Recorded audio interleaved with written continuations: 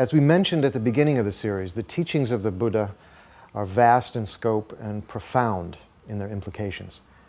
Among the most profound are his teachings on Tantra, also called Vajrayana, based on a foundation of loving kindness, a correct view of reality, and total renunciation. You're tired of life as you've known it, and you're courageously determined to be free of samsara for the sake of all beings. If that's the case, then the practice of Tantra is for you. Under the guidance of qualified masters, students learn methods such as visualization, deity yoga meditation, and mantra recitation that help transform diluted energy into wisdom, so we can see the totality of who and what we really are. As Buddhist practitioners, it's essential to realize that the highly sophisticated and sensitive techniques in Tantra simply won't work, and even can be highly dangerous unless our motivation is genuinely altruistic. Since these precious teachings are extremely difficult to come across in this day and age, join us in investigating how we can make the most of this extremely rare opportunity.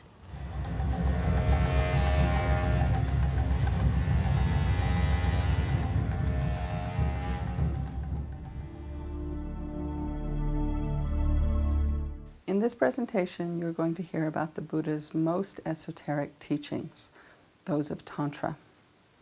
You've also heard that an altruistic motivation is especially important in the case of these teachings. In fact, it's very much like in the fairy tales you may have heard as a child. You know, it's only the most pure-hearted hero who's actually able to free the princess and save the day. And in the same way, it's only the most sincere, altruistic-minded practitioner who is able to succeed in the practice of Tantra. Now, the Buddha said that the fundamental nature of our hearts and minds is purity. We simply have to discover that purity through the veils of our ignorance. And so before listening to these teachings, take just a moment to discover the purity of your own heart and to generate a very strong and determined intention to attain the state of a Buddha through the practice of Tantra in order to be able to bring to enlightenment all other living beings.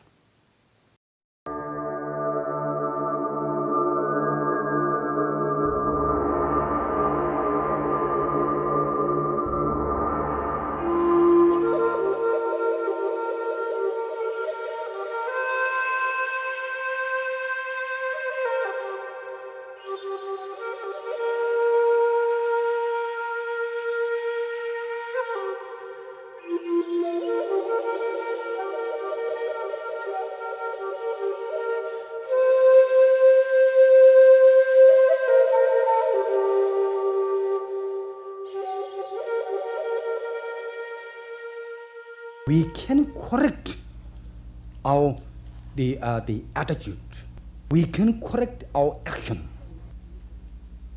Don't think that my attitude, my action is, my previous karma.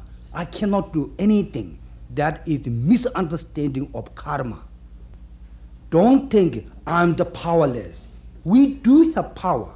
Human being, we do have power to change our lifestyle, to change our attitude, to change our habit. That capacity you call maybe Buddha potentiality or God potentiality or whatever you call. That's why Buddhism is simple, and it is universal teaching. It is understandable any religions or non-religious people. That is the beauty of human being has a powerful instrument. Any kind of things we can trick, any energy we can trick, we can transform it something else. That's why Tibetan Buddhism has much method how to transform attachment into the path to liberation, how to desire transform it, path to liberation. We do have much emphasis, method. The Buddhist point of view, there is no human problem which is cannot solved by human being. and that personally to understand and to encourage that the entire my problem, I can deal with my problem, I can solve my problem. That attitude is, I think, very essential for the growth of oneself. I truly believe that all of us, even though we are not good meditators, we are not maybe good spiritual, but all of us, if we have, some understanding and we have encouragement oneself, we can solve the problem. Most time, we lack of, understanding of our own capacity. We put ourselves down. That's why Tibetan Buddhism, sometimes you see Buddha with you. You see yourself as Buddha. I'm sure all of you heard that kind of thing.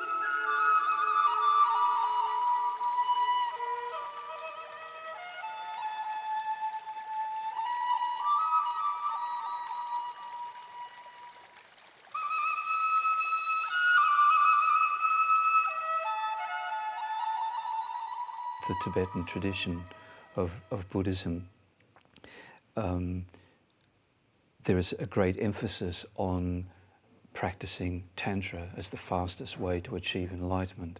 Not just to get enlightened quickly, but the reason that the Buddha taught Tantra was originally it was taught to bodhisattvas, great bodhisattvas who had unbearable compassion for the suffering of sentient beings. And because of that, found it unbearable that it takes 3 countless great eons to achieve enlightenment. And while one is becoming a Buddha, sentient beings are suffering all that time. So because of that, the Buddha taught the fast way to achieve enlightenment, the tantric way. So it's meant for bodhisattvas, those beings who have unbearable compassion. So all of Tibetan Buddhism is influenced by the tantric view. And from a tantric point of view, the teacher, the qualified teacher, is the very embodiment of the triple gem of the Buddha, Dharma and Sangha.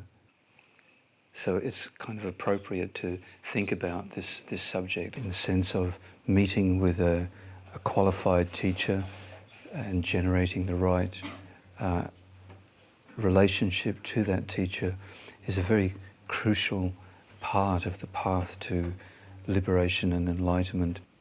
We need someone who really not simply knows the words of the Dharma, but knows their own mind and has the experience of controlling their mind in a wise and skillful way. And not just a little bit, but the more we want to accomplish, the more qualified the teacher we need.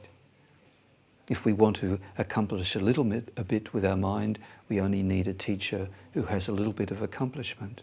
But if we want to achieve enlightenment, we need someone very, very highly qualified. A Buddha, maybe. For someone who is teaching the path to enlightenment through Tantra, then there is a whole set of other qualities that the Guru needs. So when in deciding to follow a particular teacher, we should take time to check the qualities of the teacher, try to see if they have these qualities. A real guru is something like an iceberg.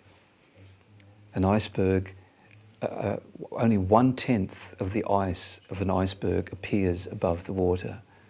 9/10 is below the water. So a guru is like that. When we see great beings, we can see many qualities. Even at our level, we can see qualities. What we should try to understand is that that's just a little hint of the actual qualities of a truly realized being.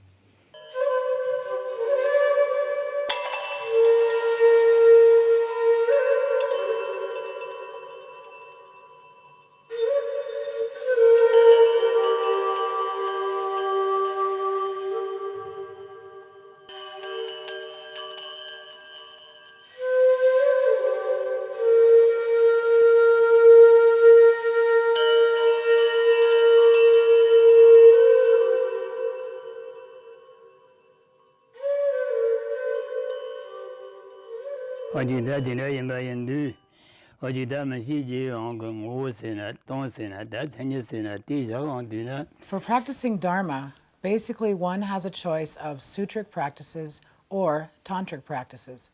Within the sutric practices, there is the Lam Rim, presented traditionally within the three scopes. It addresses individuals of the small scope, the middle scope, and those of the great scope. Another way to summarize the three scopes of the Lam Rim is to present the three principal aspects of the path.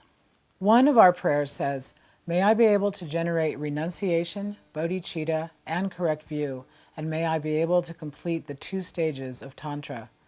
So you see straight away in the first line we have mention of the 3 principal aspects of the path. Then in the second line, there is reference to tantric practices. When we talk about sutric practices, or the sutric vehicle, we call that also the causal vehicle. When we are talking about the tantric practices, we can refer to them as the resultant vehicle. The reason why we call the sutric vehicle the causal one is because what we are stressing is the causes that will bring about the ultimate result.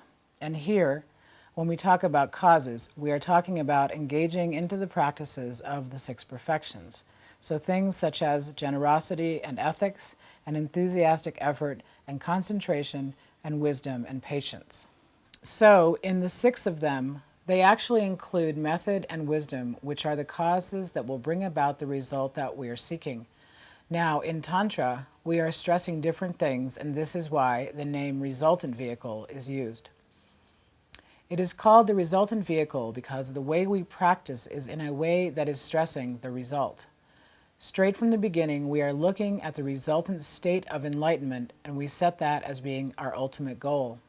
What we do through practices of deity yoga is we try to imitate, we try to visualize, we try to imagine that we have already reached that state and we are practicing.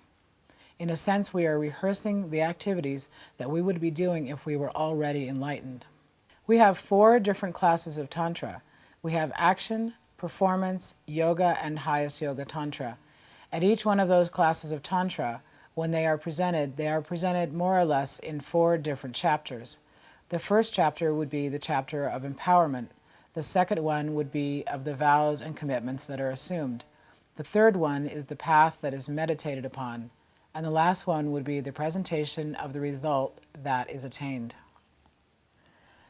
So we start first with the empowerment, which is the step that opens up the door for the tantric path.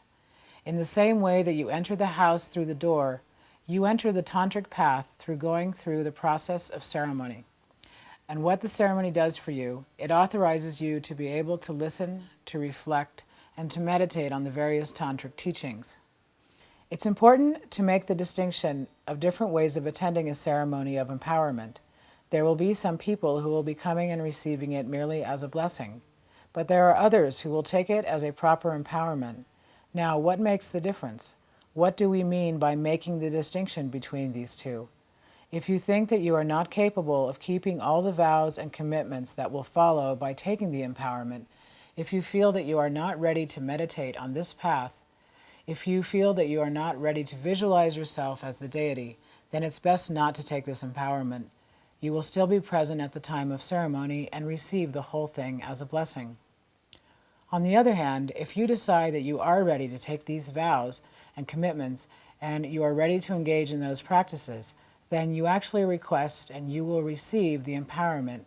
And then, of course, you have the obligation of keeping up with the vows and commitments and, of course, your daily practices. So, for action and performance Tantra, first of all, the first levels of vows that are assumed by those who are lay people are vows of individual liberation, and these are in the form of the vows of refuge. So these include abandoning the 10 non-virtuous actions. Then on top of that, the vows which are assumed are bodhisattva vows. In the case of action and performance Tantra, we are not receiving tantric vows. In the case of yoga and highest yoga tantra, on top of refuge and on top of bodhisattva vows, we also assume the tantric vows. Together with the tantric vows, we assume the commitment of engaging in 6-session guru yoga. Now, as the name indicates, there are 6 sessions of that. It's a practice that is repeated 6 times during the day, every day. If one is practicing lower tantras, one would have to engage in 2 distinct stages, which are called yoga with signs and yoga without signs. Within the frame of the practices with signs, what we are doing is we are generating ourselves as the deity, visualizing the deity with all its aspects. Then at the next phase, when we are practicing yoga without signs, we are meditating on the emptiness of all these appearances. What happens with the highest yoga tantra is that we are engaging in practices of generation stage and practices of completion stage. Again, there are 2 distinct phases, more or less similar practices, but they are given different names. At the stage of generation, again, we are visualizing ourselves as the deity, but at the stage of completion, we are focusing on practices that will be bringing about the purification of the channels, the winds, and the drops. The reason why we do that is because we want to render the 3 things serviceable. We want to bring about a certain degree of purification and flexibility with the winds and the drops that move within our channels. And the reason for that is that in that way we can actually bring about a general purification of all other aspects of our body, not only improving the health, but also getting closer to this model of perfect existence of the Buddha that we have as a goal. So what we are trying to do in the practice of completion stage is to purify the channels and the winds that flow through them. If we can render those things serviceable, then what we will do is actually, ideally, purify the winds that move through the channels. And if you can change the movement of the winds, that means that you can also change the type of mind that is riding those winds. This is what we are referring to when we use the term completion. We are referring to complete purification and complete serviceability of the winds and the channels. Now, it is important to understand that most of the channels that we have within our own body are not stretched out as they should be. Most of the channels are twisted. Many of them may have knots in them, which means that channels which are restricted like that do not allow a flow of the winds and the substances through them. So it's important to exercise. In the same way that some people like very much to do physical exercise because they know the benefit of those exercises. If you can understand that on a physical level, then take that at the level of completion stage and understand that what you are doing during your daily yoga is to engage in some sort of exercises that will bring about this pliancy of the channels and the winds and the substances. Now, when we talk about Tantra, also we use the word mantra, and many times we also talk about secret mantra. Mantra and Tantra are used almost as an equivalent. If we look at the etymology of the word mantra, it can be broken down into 2 words. It means mind protection. And when we talk about those practices, we talk about protection, and it's not only the body and speech that need to be protected. The mind is the one that primarily needs to be protected. If the mind is protected, then the body and speech will automatically, secondarily in a sense, will also be covered by this protection. And what is it that the mind needs to be protected from? Well, it is the sense that we have an ordinary body, an ordinary speech, an ordinary mind. We need to protect ourselves from thinking that we are ordinary. We need to protect ourselves from ordinary appearances and a sensing at those appearances. So this is the protection that we are seeking for through these practices. And finally, we come to the explanation of the last word, secret. When we talk about the mantra or Tantra, we mean the secret vehicle. It's called the secret vehicle because those practices need to remain undisclosed. Undisclosed to those who are not suitable to hear about those things. It is said that if you talk about your tantric practices to those who are not ready or are not suitable, they have not been prepared to hear about those things, most probably these people will generate reverse faith, non-faith in those practices, and this is what we are trying to avoid in this situation. As beginners, it makes more sense that we will spend more time on practices of sutra rather than practices of tantra, but that doesn't mean that we will completely abandon tantric practices. It is important to understand that sutra on its own cannot take you very far, and tantra that is not supported by sutra will not end with the right result. So it's important to always unite sutra and tantra and make sure that one complements the other.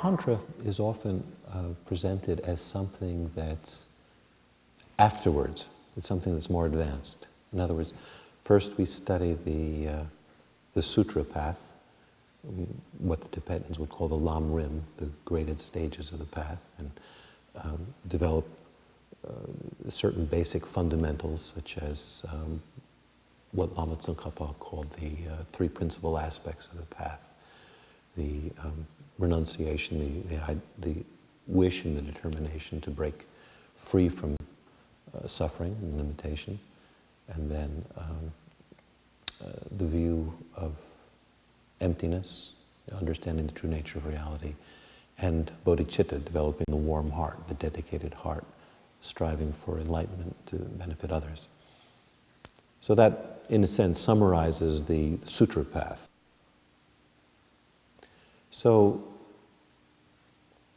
it isn't as if we practice on a sutra level until we're proficient and then we turn to something else.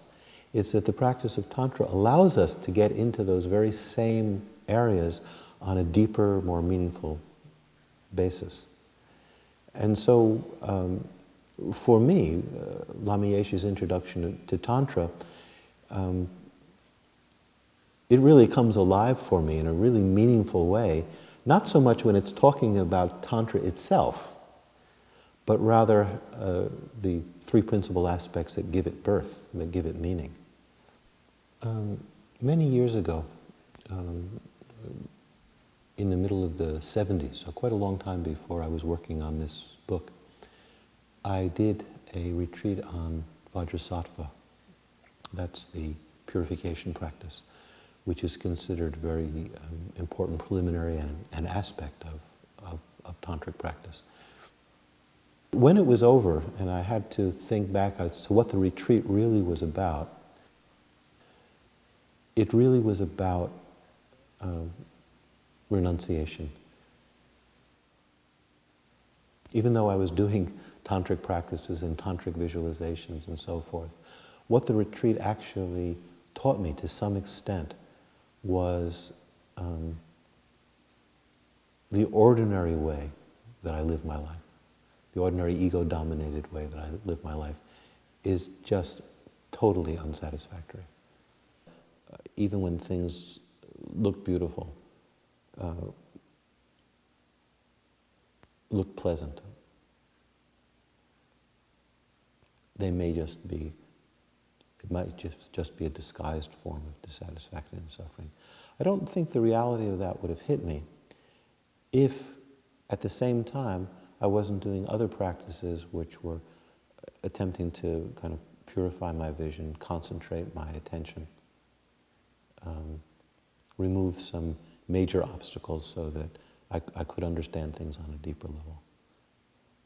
So later, when I was working on Lama Yeshe's teachings on Introduction to Tantra, where he discusses this to some extent, you know, that Tantra helps you actually understand the sutra topics better, I really felt I understood what he meant, what he was pointing at.